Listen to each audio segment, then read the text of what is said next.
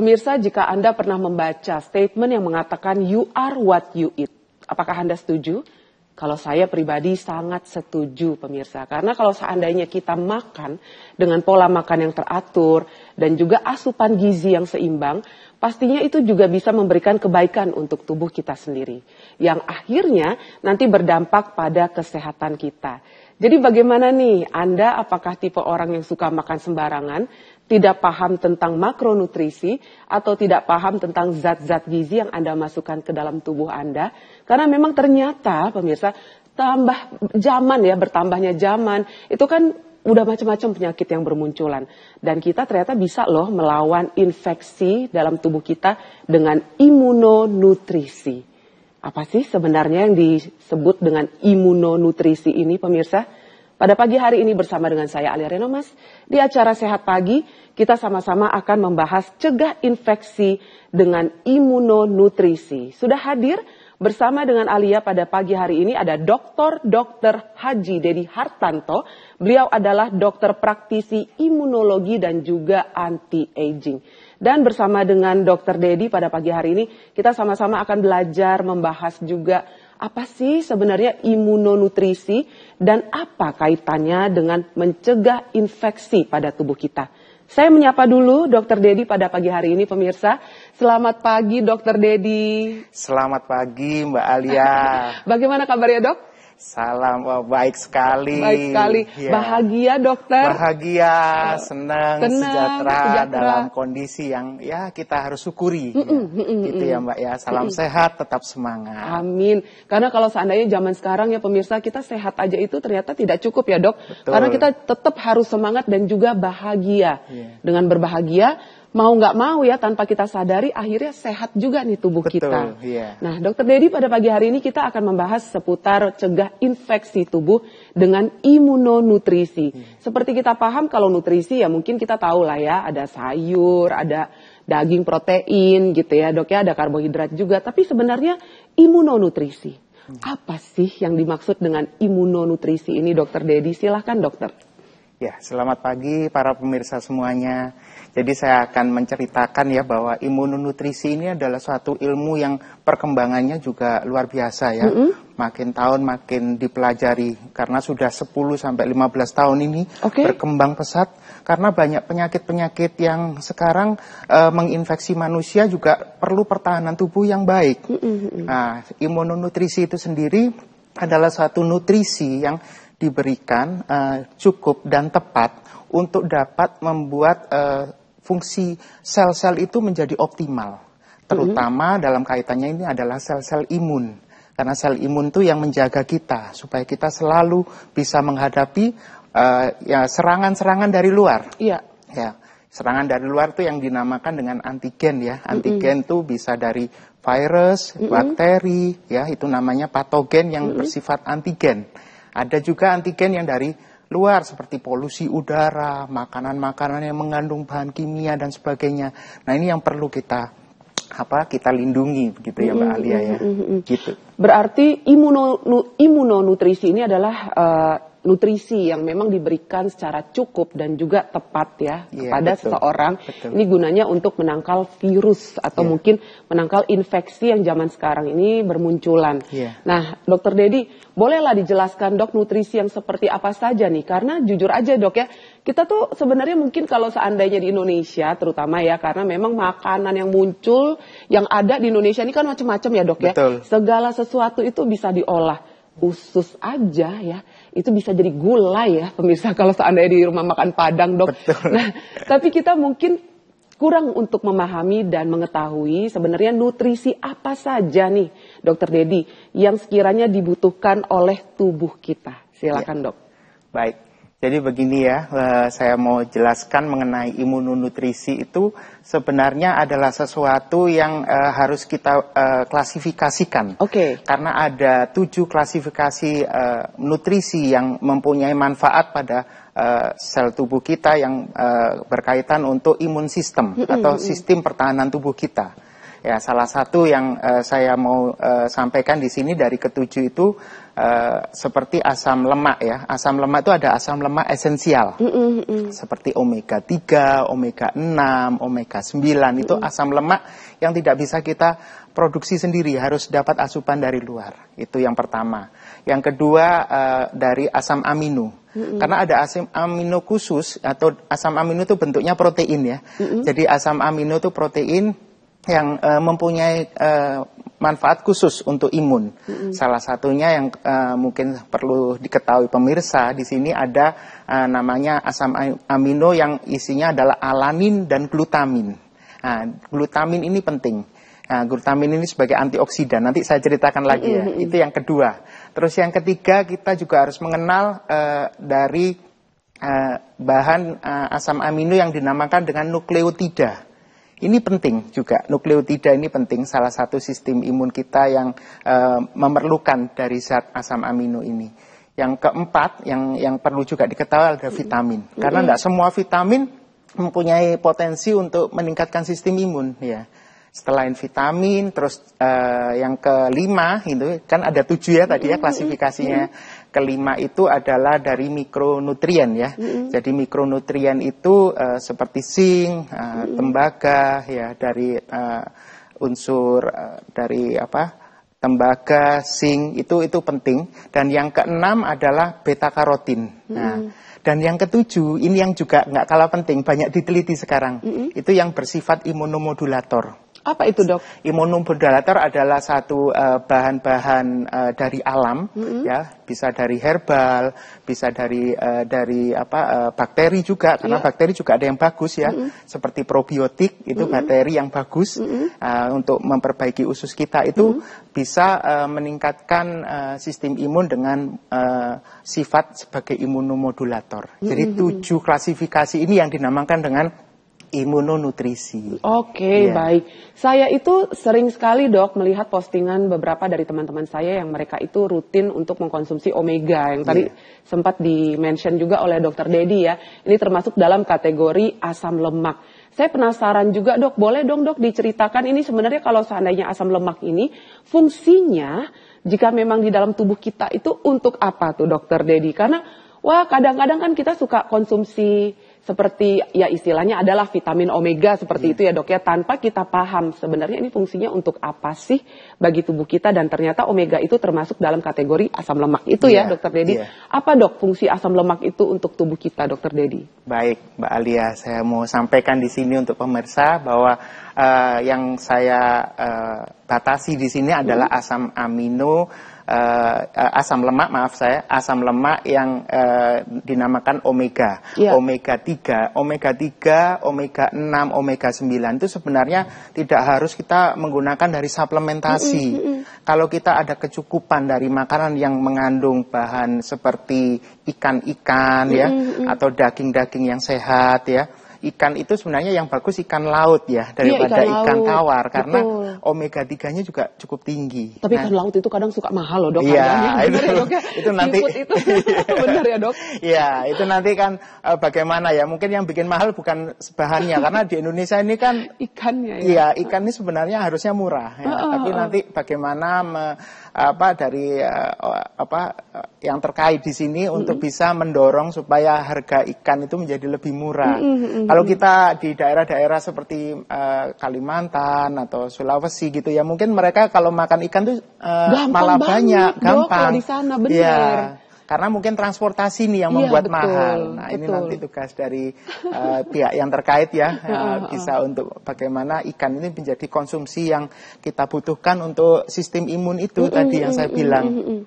Jadi omega 3 ini ternyata punya fungsi, dia membentuk sel-sel baru. Jadi sel-sel baru yang ada di dalam tubuh kita itu teraktivasi, didorong oleh suplementasi omega 3 yang dari makanan. Jadi tidak harus pakai suplemen minum makan sebenarnya, tapi juga kita kalau dari real foodnya itu malah sebenarnya bagus. Cuman itu tadi yang penting harus sehat dan segar ya. Jadi ikan, kalau kita dapatkan ikan segar itu akan lebih bagus ya sebenarnya. Iya, betul, Dok. Dan jangan sering diproses. Karena kalau kita tuh ada ikan itu sukanya diproses. Digulai gitu ya, Dok ya? Jadi padahal lebih lezat katanya kalau lebih digulai lezat. itu. Prosesnya biasanya banyak gula. Oh, oke. Seperti dibalur dengan tepung gitu ya. Sehingga ikan tuh sebenarnya yang awalnya punya manfaat yang bagus, itu menjadi kandungan gizinya berkurang ya. Dan itu dimasaknya terlalu lama dan matang ya. Jadi karena suhu yang tinggi juga sebenarnya mempengaruhi zat-zat nutrisi yang seharusnya masuk ke dalam tubuh untuk manfaat kesehatan kita. Seperti itu Mbak Alia. Karena kita kalau seandainya di sini tuh macam-macam, Dok, makanan laut itu ya, atau mungkin makanan bisa macam-macam diolahnya gitu. Makanya tadi saya katakan bahwa kebanyakan dari kita ini kurang mengetahui, kurang memahami tentang nutrisi, apalagi kalau seandainya ikan laut ya pemirsa. Bagi saya ikan laut itu adalah salah satu istilahnya makanan yang lumayan mahal ya. Jadi contohnya kayak salmon atau kakap seperti itu ya, Dok ya. Lebih enak tuh kalau seandainya dimasak ya di grill bentar aja gitu ya, dikasih garam atau pepper sedikit gitu tanpa harus dibikin seperti gulai. Karena kalau udah gulai lain lagi itu cerita kalori dan juga nutrisinya ya pemirsa. Akhirnya nutrisinya pun jadi berkurang gitu ya. Nah mungkin nanti Dokter Dedi bisa menjelaskan lebih detail dan juga lebih lanjut ya pemirsa tentang bagaimana sih kaitannya nutrisi ini untuk mencegah infeksi pada tubuh kita. Silahkan pemirsa di rumah yang ingin berkonsultasi langsung dengan Dokter Dedi di sini. Kami masih membahas seputar mencegah infeksi dengan imunonutrisi atau dengan nutrisi yang tepat. Bisa ya konsultasi via WhatsApp. Nomornya sudah tertera di layar kaca Anda. Jangan lupa nama, usia, dan juga lokasi Anda di mana. Kami jeda sejenak, jangan kemana-mana. Kami akan segera kembali sesaat lagi.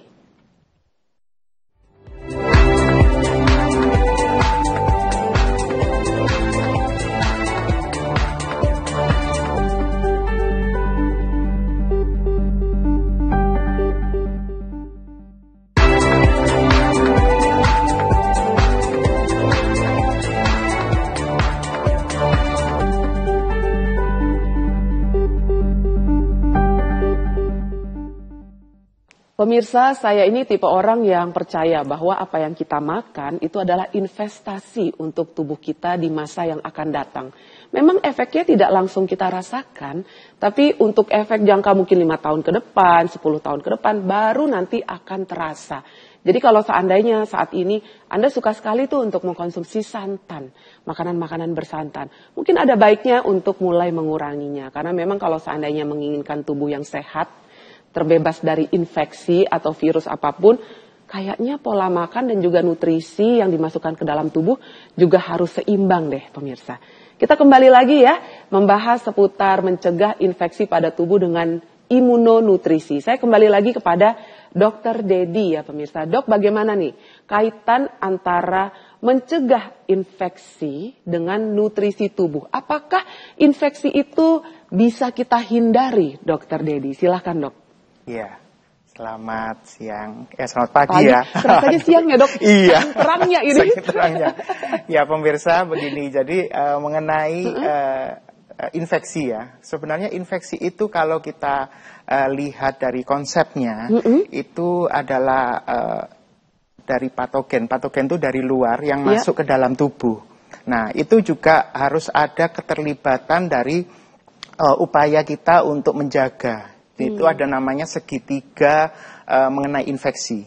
Jadi segitiga epidemiologi mengenai infeksi itu terkait dari agent itu adalah tubuh kita dari faktor dari luar. Terus yang kedua adalah host itu adalah yang dari dalam tubuh kita, dan yang ketiga adalah environment atau lingkungan. Jadi itu segitiga apa Dok namanya? Trias epidemiologi. Jadi untuk pengendalian infeksi. Oke. Ya. Jadi kalau trias epidemiologi ini kita lakukan dengan baik ya. Jadi nanti bagaimana kita menjaga pola hidup kita, terus makanan yang kita makan, terus paparan kuman yang masuk ya. Karena infeksi itu kan dari kuman yang masuk ke dalam tubuh. Bisa bakteri, jamur, virus dan sebagainya. Nah, ini yang perlu juga kita harus perhatikan. Karena dari trias epidemiologi ini kalau kita mau cegah, kita tidak bisa hanya melihat dari satu sisi saja. Misalnya dari nutrisinya saja, tapi kita juga tidak membangun lingkungan yang sehat. Misalnya kita harus dalam suasana yang gembira, yang tidak stres, karena stres itu juga mempengaruhi terjadinya penurunan sistem imun. Oh, oke. Ya, jadi itu yang harus kita pelajari. Terus juga misalnya agent itu kan dari luar ya, jadi virus itu atau bakteri itu kan dari luar.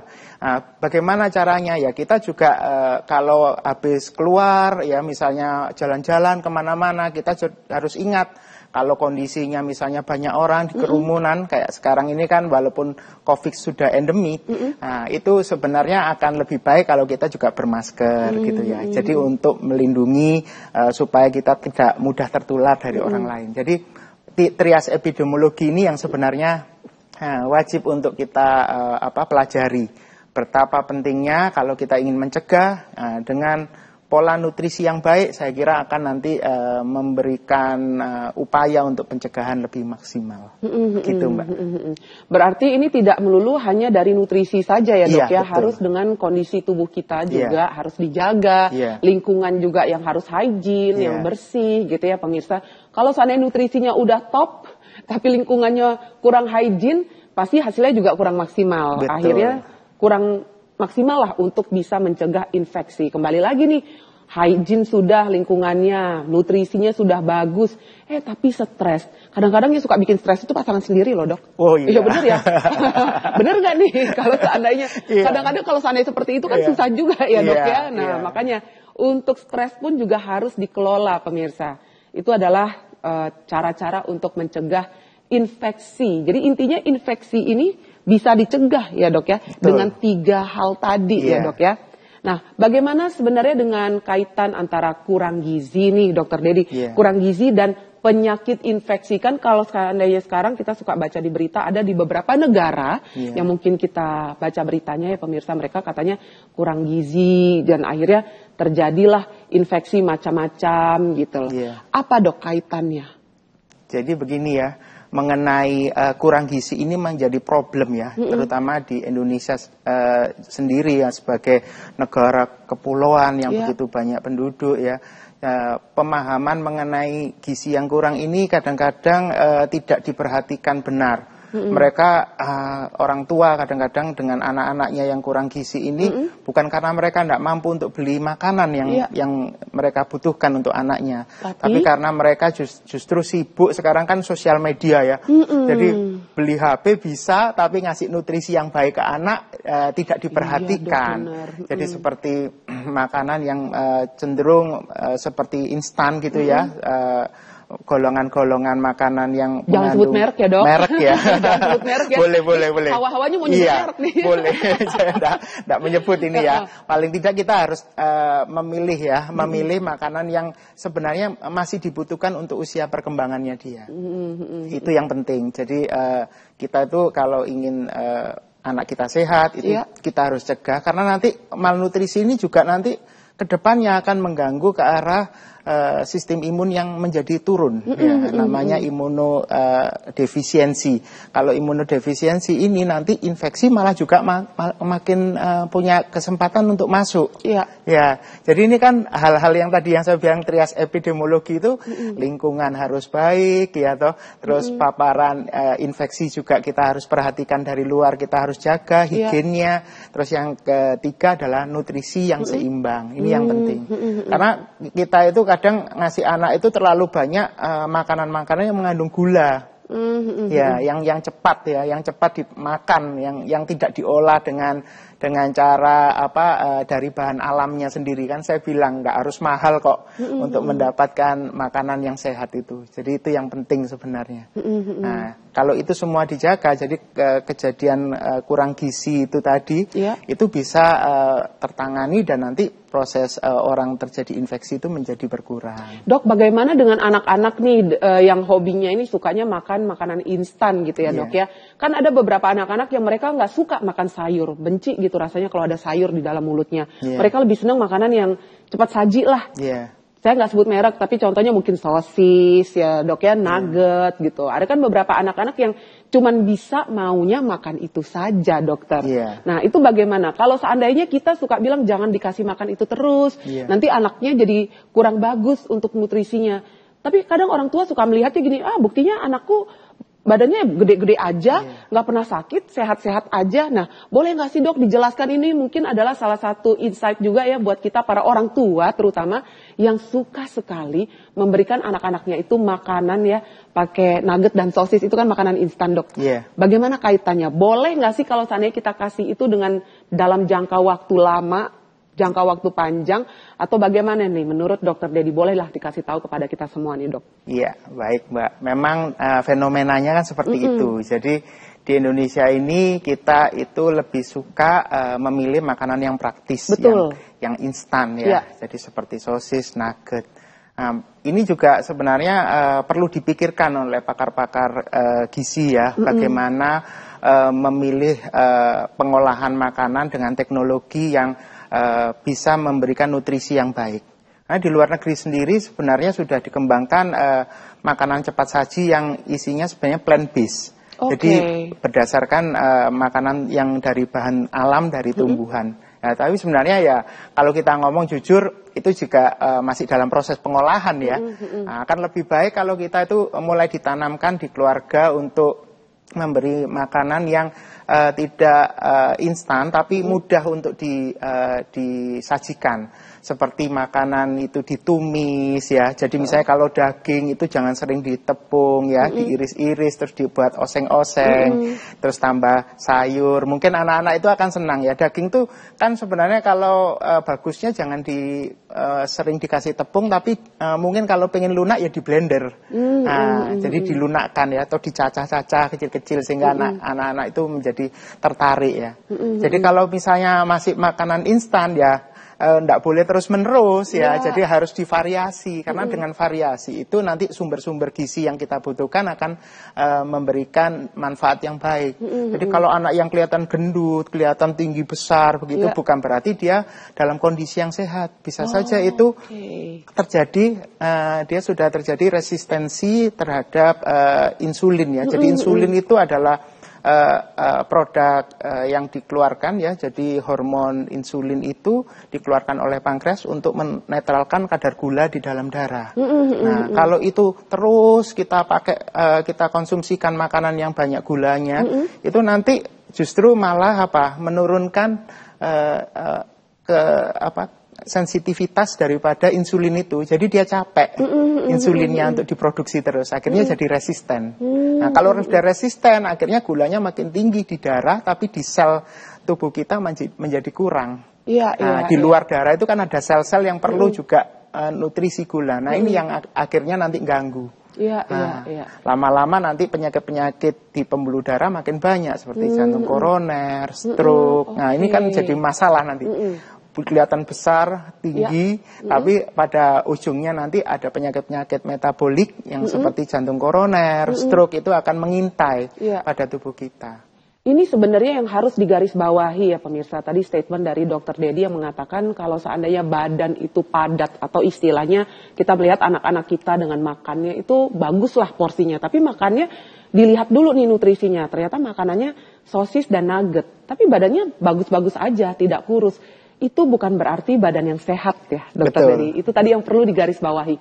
Karena kita selama ini selalu berpikir kalau seandainya badan anak kita ini tidak kurus, tidak pun gemuk, itu berarti sehat-sehat saja walaupun makanannya yang instan seperti itu. Ini yang perlu kita garisbawahi, karena untuk penyakit metabolik itu kita nggak pernah tahu kapan nanti akan datangnya. Contohnya jantung koroner, terus stroke juga. Kasian lah ya pemirsa kalau seandainya anak-anak ini dari usia kecil sudah kita kasih makanan-makanan instan atau yang istilahnya processed food seperti itu. Ya walaupun mereka suka, tapi kan untuk kedepannya tidak terlalu baik ya untuk tubuh mereka. Alangkah lebih baiknya lagi kalau seandainya makan, ya contohnya kayak tempe gitu ya dok ya. Tempe bisa dioseng-oseng, itu sebenarnya lebih murah loh dok harganya daripada. Ya betul ya dok ya. Daripada makanan-makanan instan seperti itu alangkah lebih sehatnya jika diberikan kepada anak-anak ya pemirsa. Baik, silakan pemirsa di rumah yang ingin berkonsultasi langsung dengan Dr. Dedi seputar cegah infeksi pada tubuh dengan imunonutrisi. Dan ini infeksi pada tubuh bukan hanya pada orang dewasa, ternyata juga bisa pada anak-anak. Bisa konsultasi via WhatsApp pemirsa, nomornya sudah tertera di layar kaca Anda. Jangan lupa nama, usia, dan juga lokasi Anda di mana.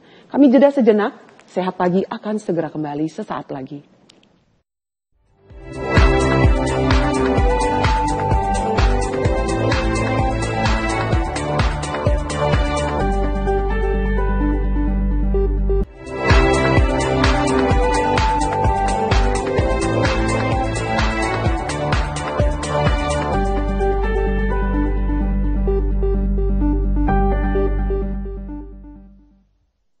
pemirsa, jika Anda ini masih saja ketinggalan ya tentang apa sih yang dibahas pada hari ini. Pada hari ini kita membahas seputar imunonutrisi. Tadi di segmen awal, ini Dr. Dedi sempat menjelaskan ternyata imunonutrisi itu ada 7 klasifikasi ya. Macam-macam tadi. Kalau seandainya tadi ketinggalan, saya bisa kok meminta kepada Dr. Dedi untuk menjelaskan ulang dan kira-kira dari imunonutrisi yang ada 7 klasifikasi itu bisa didapatkan dari makanan apa saja. Karena tadi itu seingat saya ya dok ya, itu bahasanya itu kayaknya bahasa Latin semua ya, roaming semua dok. Kayaknya mikirnya ini kayaknya nggak bisa deh didapetin dari makanan. Kayaknya bisanya didapetin dari suplemen, mikirnya seperti itu dok. Nah mungkin Dr. Dedi bisa menjelaskan kembali kepada kita semua apa saja 7 klasifikasi imunonutrisi tersebut. Silakan Dr. Dedi. Baik, terima kasih Mbak Alia. Jadi 7 klasifikasi imunonutrisi ini perlu diketahui tidak harus dari makanan yang didapatkan dari suplementasi ya, karena suplementasi itu juga bervariasi harganya dan itu juga belum tentu bisa dijangkau untuk seluruh kalangan masyarakat ya. Jadi saya kasih contoh aja, salah satunya kan tadi omega 3 dan omega 6. Dari ikan-ikanan itu ya dok ya? Ikan-ikanan laut itu bagus ya. Ya. Cari aja ikan laut, ikan kembung ya, terus ikan teri, itu sebenarnya juga bagus manfaatnya, nggak usah yang kita berpikir yang mahal-mahal, karena kalau nanti coba bisa dicari itu banyak sekali ikan laut yang harganya tidak mahal dan gizinya bagus. Terus yang kedua, yang kita perlu tahu, klasifikasi yang kedua itu makanan yang mengandung glutamin dan arginin ya. Ya, glutamin dan arginin ini sebenarnya asam amino yang banyak didapatkan. Kalau arginin itu dari kacang-kacangan, kacang kedelai. Oh oke. Ya, itu banyak itu nutrisinya. Kacang kedelai kan bisa dari tempe tahu gitu, ya. Kan tidak perlu berpikir mahal ya di situ ya. Ini soya milk. Ya, soya milk boleh ya. Jadi susu kedelai itu bisa. Ya, terus kalau glutamin, glutamin itu sendiri ya dari sebenarnya dari daging ya, dari daging ikan ya, atau dari sapi itu juga sudah glutaminnya tinggi ya. Susu juga mengandung glutamin ya. Nah, sereal atau gandum itu juga bagus ya. Nah, itu yang perlu ya. Jadi selain ikan tadi sudah kita bahas, ada kacang-kacangan, kacang kedelai, terus glutamin, karena glutamin ini penting untuk pertahanan tubuh kita yang kaitannya dengan sistem imun. Glutamin ini kan istilahnya protein hewani ya dok ya, jadi kayak daging, ikan seperti itu bisa didapat dari situ ya dok ya. Itu yang penting. Terus klasifikasi yang ketiga itu nukleotida. Nukleotida agak susah orang pikir ya. Padahal kayak nuklir ya dok. Padahal itu pembangun dari sel DNA kita. Kita itu di dalam inti sel kita itu ada namanya DNA. Nah, DNA itu susunannya salah satunya adalah perlu nukleotida ini tadi. Ya. Jadi asam nukleat ini bisa didapatkan dari makanan yang banyak mengandung purin dan pirimidin. Apa itu dok? Itu banyak ya, jadi makanan purin pirimidin itu gampang sekali ya, dari kacang-kacangan itu tadi. Jadi kacang-kacangan yang sifatnya bisa memberi nutrisi untuk nukleotida tadi. Jadi itu akan membuat sistem imun kita juga naik. Ya, tapi kalau orang asam urat nggak boleh itu dok ya makan kacang-kacangan. Karena purin ini sebenarnya kalau terlalu banyak memang dilemanya akan terjadi penumpukan. Tapi kalau tidak dikonsumsi sama sekali jadi kita kurang kan gitu. Jadi jaga aja keseimbangannya. Ya, kalau kita udah makan kacang jangan 1 kilo dimakan sendiri misalnya, itu kan terlalu berlebihan. Sukanya kacang mete lagi dok. Nah itu, jadi kita juga harus membuat variasi makanan, karena itu juga penting ya. Selain nukleotida, yang keempat adalah vitamin. Nah ini yang vitamin yang kita harus perlu pikirkan itu gampang sih, A, B, C, D, E ya. Nah, terutama A, B, C, D, E ini yang banyak dipakai untuk imunutrisi adalah vitamin D, vitamin C, dan vitamin E. Ini bagus, karena ini sekarang diteliti ternyata vitamin D itu juga mampu untuk membangkitkan imun kita melawan infeksi. Biasanya tuh katanya sih untuk tulang tuh dok, orang-orang yang nge-gym katanya sebaiknya konsumsi vitamin D itu. Awal dulu memang hanya dipikirkan hanya untuk membantu penyerapan di tulang, tapi sebenarnya vitamin D ini adalah prohormon. Jadi dia mampu untuk mensintesis dan membuat metabolisme di dalam tubuh kita itu menjadi lebih baik. Lebih baik betul. Nah, terus yang kedua, sel-sel yang dibutuhkan untuk imun itu dari yang sel yang immature yang belum matang menjadi sel yang lebih matang akan lebih diproduksi lebih banyak. Istilahnya diinduksi ya. Jadi dia diproduksi lebih banyak sehingga selnya menjadi lebih matang. Karena sel imun kita itu juga untuk menjaga kalau nanti ada infeksi yang masuk gitu ya. Betul. Itu vitamin. Terus yang selanjutnya adalah dari mikronutrien yang dari mineral. Nah, zinc itu penting ya. Zinc besi itu zat besi ya, Dok? Bukan, zinc itu Zn ya. ZINC ya, zinc itu. Jadi itu juga bagus selain untuk imunitas juga untuk kesuburan. Terus yang lainnya yang Dok, kalau seandainya zinc itu bisa didapetin dari makanan apa saja tuh, Dok? Banyak sekali ya sebenarnya. Zinc itu bisa didapatkan ya dari ikan tuna, itu juga bisa ya.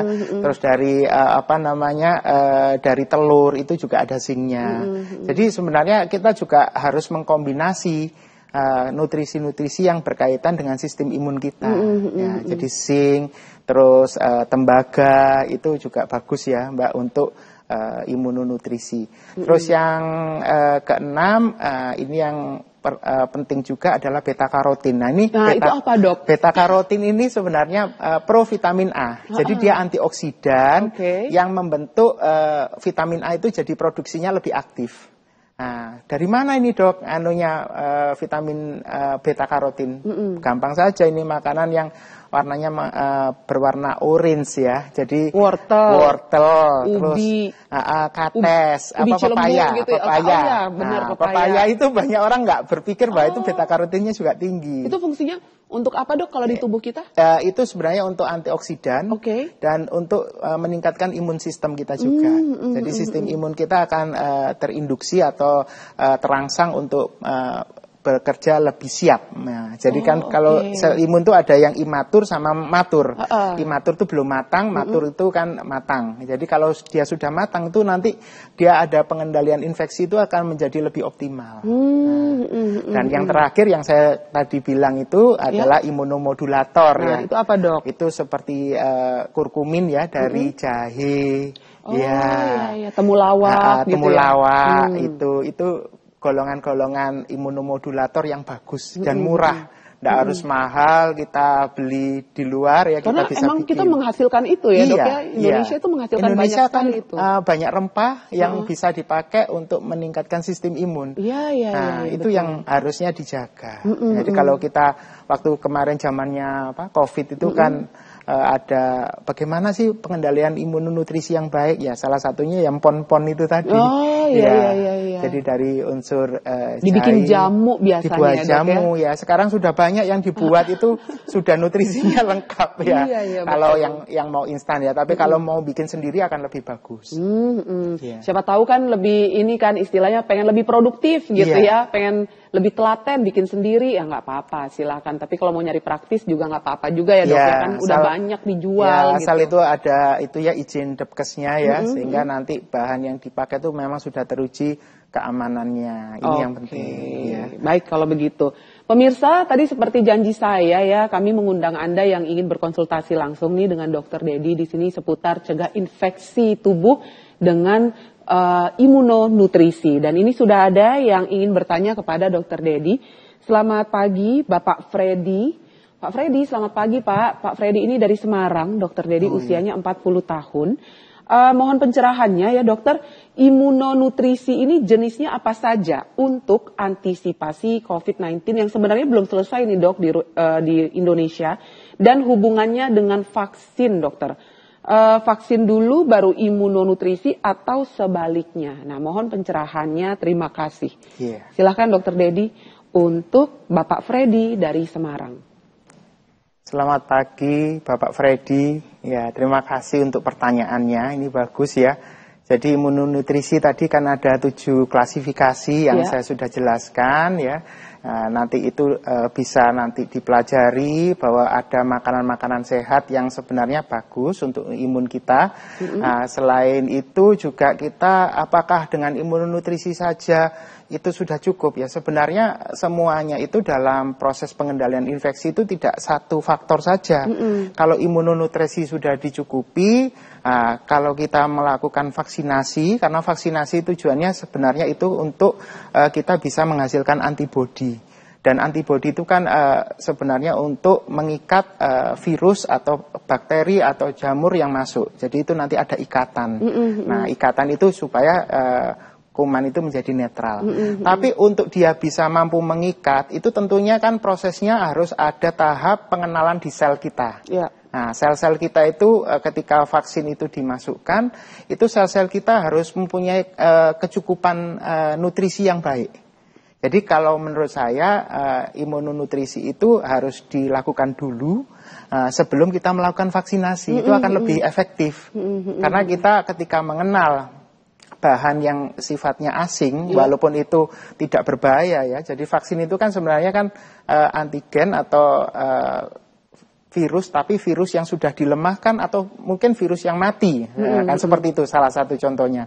Nah itu kalau nanti masuk dikenalkan ke dalam tubuh, kita harus membangkitkan antibodi yang dihasilkan dari vaksinasi itu dengan cara memperbaiki sistem imun tubuh kita supaya sel-sel tubuh kita itu siap menerima bahan yang dikenalkan untuk tubuh kita. Jadi menurut saya imunonutrisi itu dilakukan lebih dulu sebelum dilakukan vaksinasi. Karena mungkin imunonutrisi ini adalah yang bisa kita konsumsi sehari-hari ya dok ya, dari makanan ya pemirsa. Maka dari itulah tadi kan saya katakan mungkin sebaiknya kalau seandainya Anda selama ini sembarangan nih pola makannya. Mungkin dari sekarang bisalah untuk mulai mengatur pola makan dan juga kira-kira nutrisi apa saja yang dimasukkan ke dalam tubuh. Karena untuk imunonutrisi ini ternyata berkaitan dengan apa yang kita konsumsi sehari-hari. Maka dari itu tadi Dokter Dedi katakan, iya sebaiknya imunonutrisi dulu, baru vaksin gitu ya dok ya. Dan ternyata kaitan dari imunonutrisi dengan vaksin itu adalah ketika imunonutrisi kita sudah tercukupi, maka vaksinnya pun akan lebih maksimal untuk bekerja dan melindungi tubuh kita. Betul. Begitu ya, Dokter Dedi, betul ya? Itu. Oke, silakan pemirsa di rumah yang ingin berkonsultasi langsung dengan Dokter Dedi seputar cegah infeksi dengan imunonutrisi. Ini ternyata macam-macam ya, dok ya. Saya juga pengen bertanya sebenarnya ada apa ya maksudnya istilahnya kondisi atau tanda-tanda pada tubuh yang jika kita itu kekurangan nutrisi seperti apa? Karena kan kadang kita itu nggak paham juga ya dok ya. Umpamanya kita selama ini ngerasa bahwa makanya kayaknya udah oke kok nutrisinya udah cukup. Tapi ternyata kayaknya nih tubuh kita kekurangan nutrisi nih. Nutrisinya kurang seimbang, gizinya kurang seimbang. Pasti deh ada tanda-tanda yang diberikan oleh tubuh. Kita nanti bahas akan lebih lanjut seputar itu ya pemirsa. Tetap di Sehat Pagi.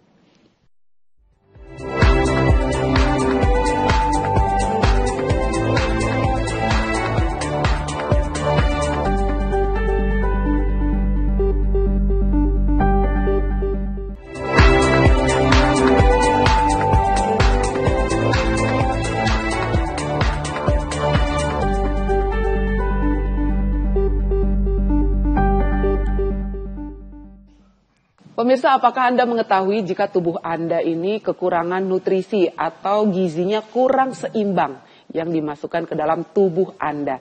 Saya juga bertanya-tanya nih gitu ya, makanya saya ingin bertanya kepada Dokter Dedi. Dok, apakah ada tanda-tanda khusus yang diberikan oleh tubuh kita jika memang tubuh kita ini kekurangan nutrisi atau gizinya kurang seimbang? Apa saja nih dokter? Kadang kita itu ya pemirsa bukan apa-apa ya. Kita tuh kalau di Indonesia kan masaknya suka macam-macam ya. Lodeh gitu ya dok ya. Kacang panjang itu bukannya ditumis tapi dimasak lodeh. Lain lagi tuh dok nutrisinya. Nah apa nih dok tanda-tanda yang diberikan oleh tubuh kita jika nih gizi yang dimasukkan dalam tubuh kita kurang seimbang atau juga nutrisinya kurang mencukupi? Nah seperti apa tuh dokter? Baik Mbak Alia, ini pertanyaan yang bagus ya. banyak orang itu tidak mengenal bahwa itu sebenarnya ada gangguan keseimbangan nutrisi. Salah satu yang mungkin keluhan yang sering dirasakan pasien itu adalah suka mengantuk. Oh, ya, oke. Jadi dia suka mengantuk, terus dia suka migrain, jadi pusing separuh gitu ya. Itu sebenarnya adalah gangguan keseimbangan dari nutrisi. Oke. Karena mengantuk itu sendiri karena kita terlalu banyak kelebihan zat-zat yang sebenarnya tidak dibutuhkan oleh tubuh, tapi tidak bisa untuk dikeluarkan. Ya, jadi zat nutrisi yang baik itu kalau kita buat seimbang, itu nanti kita tidak mudah ngantuk. Ya, karena mungkin ada kandungan makronutriennya, jadi seperti gulanya terlalu banyak, mikronutriennya yang kurang. Nah, padahal kita kan harus seimbang antara betul. Makro sama mikronutrien. Ya, itu menjadi satu hal yang baik gitu ya, kalau itu dilakukan secara bervariasi. Makanya kalau makan tuh kita jangan menuruti hobi yang kita makan. Misalnya kita suka makan apa tadi Mbak Alia? Lode ya. Saya nggak suka lode. Misalnya suka santan, tapi tiap hari makan santan. Nah, itu juga akhirnya kan kolesterolnya jadi lebih tinggi ya. Nutrisi yang dari sumber-sumber lain tidak dipakai ya. Sehingga ya itu tadi akhirnya kelebihan gula yang tinggi itu akhirnya membuat orang itu menjadi ngantuk. Baik kalau begitu. Dok, ini saya kembali membacakan WhatsApp yang sudah masuk ya dokter. Saya mau menyapa dulu, ada Bapak Noviar. Selamat pagi Pak Noviar. Pak Noviar ini usianya 55 tahun dokter, dari Depok. Dari Depok. Dari Depok ya. Selamat pagi dokter. Dok, saya mau nanya nih, buah-buahan yang bagus untuk darah tinggi dan makanan yang bisa mencegah diabetes nih dokter. Terima kasih dokter untuk Bapak Noviar dari Depok. Silahkan. Baik. Terima kasih Bapak Noviar dari Depok ya. Jadi mengenai makanan yang bagus, yang memberi nutrisi yang bagus untuk pasien dengan darah tinggi dan diabetes mellitus, itu salah satunya adalah buah apel ya. Jadi kita cari misalnya ya, kalau buah apel itu jangan yang paling manis, justru yang dia tidak terlalu manis itu malah yang bagus. Karena di situ dia kandungan seratnya lebih tinggi, tapi kadar gulanya juga tidak terlalu tinggi. Jadi dia low glycemic index namanya. Jadi kadar gulanya rendah. Itu akan lebih bagus. Misalnya saya suka buah pepaya, ya boleh makan buah pepaya, kan pepaya itu murah juga. Tapi jangan pepaya yang sudah matang sekali, karena kita itu kalau udah matang itu pasti kadar gulanya yang dinamakan dengan fruktosa itu akan tinggi. Nah, akibatnya hobi yang makanan buah itu menjadi tidak terkontrol. Jadi inginnya nanti gulanya terregulasi, justru malah gulanya tambah tinggi tanpa kita tahu ya. Jadi buah itu kan segar. Iya, segar, karena betul. Membuat efek segar, kita lupa bahwa itu ada kandungan gula yang juga harus diatur. Terus kalau untuk darah tinggi itu kita juga ngurangi makanan yang kadar asinnya tinggi ya. Ya, jadi makanan yang terlalu garamnya terlalu tinggi itu dikurangi, dinetralkan dengan buah-buahan yang bisa untuk menstabilkan tekanan darah seperti mentimun. Nah, jadi ketimun itu juga bagus untuk menurunkan darah tinggi. Jadi kita pakai buah itu sebagai satu suplemen tambahan di dalam tubuh kita, tapi ingat itu jangan yang terlalu manis. Jadi kita harus cari buah yang manisnya tengah-tengah ya, medium. Kalau nggak suka yang terlalu muda ya yang medium. Baik kalau begitu. Selanjutnya ya dokter, kita membacakan WhatsApp kembali. Assalamualaikum. Waalaikumsalam. Saya Ainul nih dari Pasuruan dokter. Dok, saya mau tanya. Saya kalau udah makan yang gurih-gurih, asin gitu ya dok ya, kaki langsung kayak berat gitu, kesemutan. Apakah ini termasuk dari gejala kurang nutrisi dokter? Terima kasih. Untuk Ibu Ainul, saya kalau udah makan yang asin-asin pengennya langsung yang manis dok. Tapi kalau Ibu Ainul ini udah makan yang asin-asin, yang gurih, kakinya langsung terasa berat dan kesemutan. Apakah ini adalah gejala-gejala dari kurang nutrisi kah dokter? Bagaimana dokter Dedi? Kalau dari gejala yang disampaikan dari Ibu Ainun ya tadi ya, dari Pasuruan, itu terkait dengan kelebihan zat gizi ya, yang sebenarnya yang saya bilang tadi, makronutrien itu kan dari karbohidrat, dari protein ya, itu juga dan dari lemak. Nah, ini mungkin kalau yang asin itu biasanya unsurnya dari makanan yang manis dan lemak. Lemak itu kan biasanya akan lebih enak atau lebih gurih kalau kita makan. Nah, kalau lemaknya ini berlebihan yang kita makan, otomatis nanti akan melakukan proses metabolisme di dalam tubuh itu menjadi terganggu. Karena apa? Akan terjadi penumpuan lemak-lemak yang seharusnya memang harusnya dibakar. Nah, tapi dia menumpuk di aliran darah, dia menjadi plak ya. Nah, itu penyumbatan-penyumbatan di saluran pembuluh darah itu mulai yang besar kan sampai yang kecil-kecil, Mbak. Iya, betul. Nah, nanti kalau masuk di yang kecil-kecil itu tadi, dia ada sumbatan, dia akan respons saraf kita akan timbul seperti sensasi nyeri atau kesemutan. Jadi sebenarnya itu bukan kekurangan gizi, tapi kelebihan nutrisi yang seharusnya bisa diimbangi dengan mikronutrien yang saya bilang tadi untuk supaya keseimbangan itu akan terjadi. Oke. Nah, Dok, bagaimana nih kalau zaman sekarang kan udah macam-macam ya penyakit pemirsa, salah satunya itu yang kita ketahui adalah autoimun.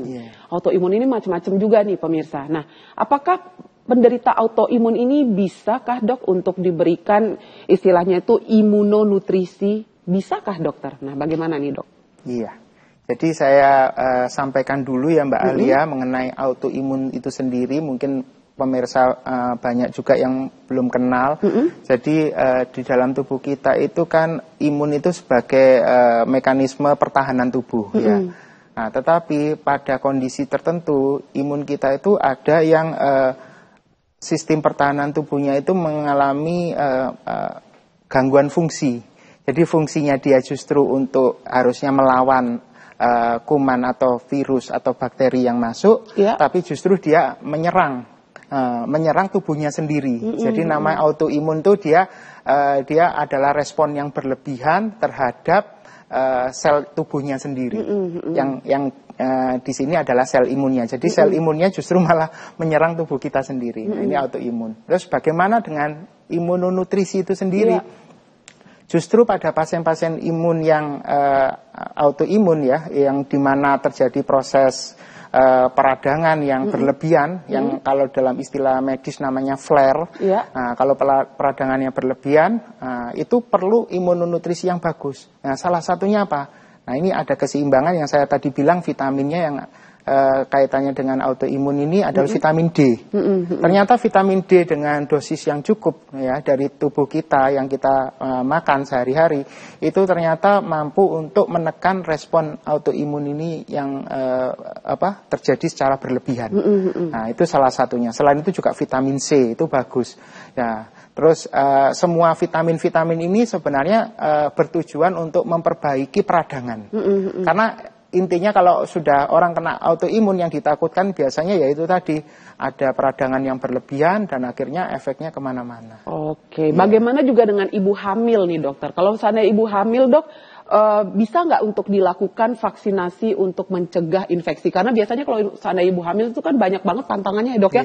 Kita ngomong aja kudu hati-hati pemirsa. Kalau ibu hamil ngelihat ada orang, tuh orang biasanya suka komentarin yang negatif, udah nggak boleh ya dok ya, karena katanya lagi hamil, ntar pengaruh ke anaknya. Nah, bagaimana dengan vaksinasi bagi ibu hamil untuk mencegah infeksi? Boleh nggak sih, Dokter Dedi? Iya, jadi khusus ya untuk ibu hamil ini yang juga harus diketahui pemirsa di sini bahwa itu vaksinasi itu kan ada jenisnya atau platformnya. Jadi untuk vaksinasi yang diperbolehkan pada ibu hamil itu sebenarnya harus vaksin yang mati. Ya, jadi istilahnya inaktif. Nah, vaksin yang inaktif itu masih bisa diberikan pada ibu hamil. Tapi kalau vaksinnya itu dari bahan yang hidup ya, live, ya, walaupun itu dilemahkan, jadi itu justru masih dalam rekomendasi dari Persatuan Dokter Spesialis Kandungan juga tidak menyarankan dan memang dari penelitian menunjukkan bahwa yang hidup ini tadi nanti akan justru mengganggu proses tumbuh kembang janin. Jadi harus hati-hati dan konsultasikan dulu ke dokter terkait dengan vaksinasi apa yang bisa diberikan pada wanita hamil. Baik, kalau begitu. Pemirsa, kami harus jeda kembali ya dok ya. Ini WhatsApp yang masuk lumayan ngantri ini ya. Tapi semoga bisa saya bacakan semuanya. Jangan kemana-mana, tetap di Sehat Pagi.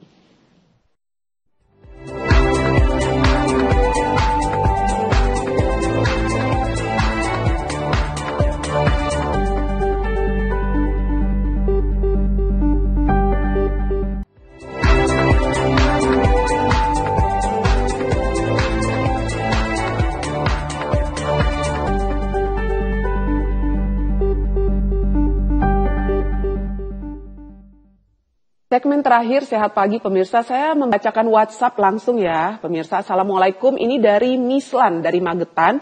Bertanya, dok kalau melancarkan peredaran darah itu bagusnya dari makanan apa dokter? Dan selanjutnya ada dari Nursiswati. Nursiswati ini dari Jepara.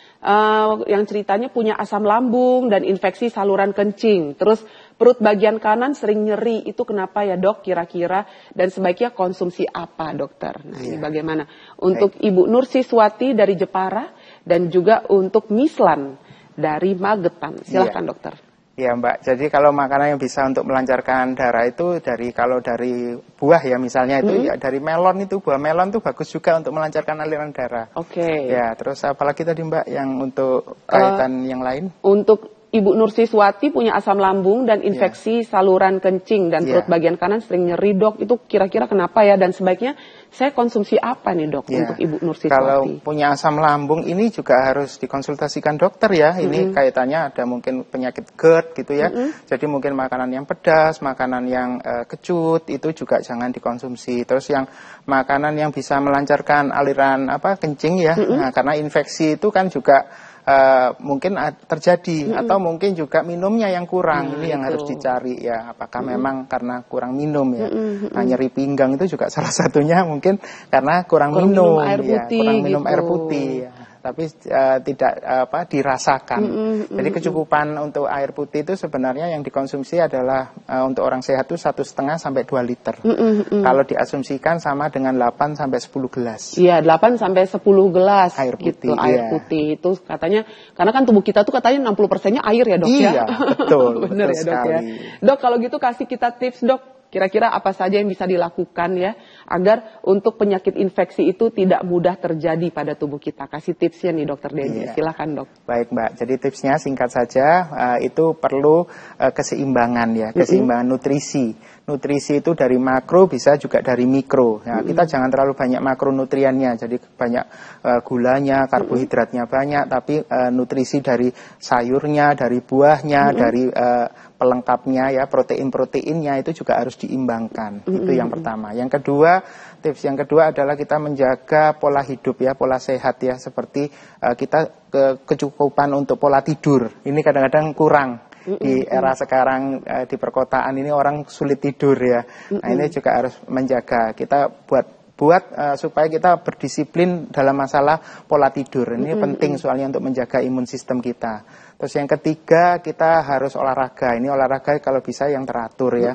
Jadi jangan karena ada acara dengan temennya olahraga, kalau enggak ya kita juga malas-malasan ya. Karena kaum rebahan ini sekarang ini banyak ya, sedentary life namanya. Nah ini yang harus dirubah. Nah, terus yang keempat adalah kita juga harus mendekatkan diri pada Tuhan, juga ini penting. Kita doa, terus kita mengurangi stres, depresi, buat hidup optimis dan semangat. Nah ini yang penting, supaya nanti sistem imun yang kita bangun itu akan menjadi lebih komprehensif ya, untuk menangkal daripada mencegah daripada infeksi yang masuk. Baik. Saya kira itu Mbak, kalau begitu, tipsnya ya. Dokter Dedi ini di mana sih dok? Istilahnya kan dokter Dedi ini adalah praktisi ya pemirsa. Dokter Dedi ini kan praktisi imunologi dan juga spesialis anti-aging. Nah dokter, kalau seandainya ada pemirsa di rumah nih yang ingin datang dan berkonsultasi seputar imun tubuh, seputar anti-aging, dan seputar bagaimana sih caranya untuk menangkal infeksi, bisa menemui dokter Dedi ini di mana dok? Iya. Saya kebetulan sebagai dosen imunologi di Fakultas Kedokteran Wijaya Kusuma Surabaya. Jadi saya bekerja di sana, nanti kalau bisa membuat janjian, atau juga bisa di klinik saya. Kebetulan saya ada klinik untuk hidup sehat, namanya klinik H2LC, itu di Jalan Pucang Anom 83. Nah, jadi selain saya di kampus, saya juga mengabdikan diri bekerja di klinik. Jadi itu aja mungkin yang bisa saya sampaikan mengenai bagaimana kalau kita bisa konsultasi dengan saya. Oke, baik kalau begitu. Dr. Haji Dedi Hartanto dokter praktisi imunologi dan anti-aging. Terima kasih banyak ya Dokter Dedi. Terima kasih Selamat berlibur ya Dok ya. Wah, iya, ini katanya mau liburan ya, mau healing ya Dok ya. Iya, betul. Semoga nanti kembali dalam kondisi sehat dan juga sudah fresh lagi ya Dok ya. Tetap semangat, sehat selalu dan menjaga imun sistem kita. Amin, amin kalau begitu. Terima kasih pemirsa sudah menonton acara Sehat Pagi. Saya tadi kok tiba-tiba terketuk ya ketika mendengarkan statement Dokter Dedi yang mengatakan, oke, kita segala sesuatu harus seimbang. Pola hidup sehat, olahraga teratur. Tapi yang nomor satu ya tidak boleh kita lupakan adalah selalu berdoa kepada Tuhan. Supaya dijauhkan dari infeksi, dijauhkan dari penyakit, diberikan kesehatan dan juga umur yang panjang. Alia Renomas pamit pemirsa, sehat selalu. Sampai jumpa. Terima kasih Dok. Sama-sama, sehat selalu.